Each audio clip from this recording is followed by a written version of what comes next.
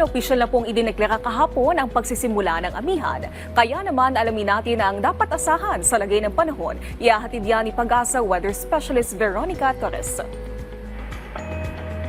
Magandang tanghali sa inyo pati na rin sa ating mga taga-subaybay sa PTV4.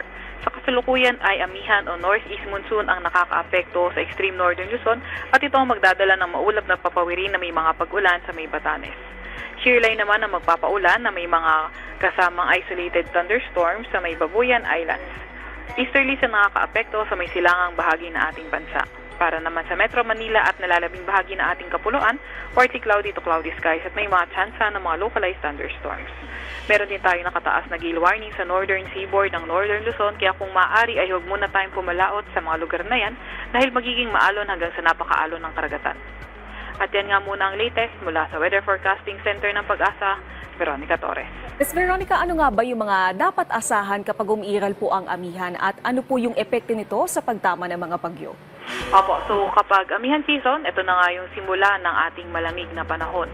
With regards naman sa mga bagyo, mas nagiging landfalling ito dahil ang amihan ay related sa high pressure. So ang mga bagyo natin ay hindi nakakadaan sa mga high pressure system kaya mas napupush sila downward.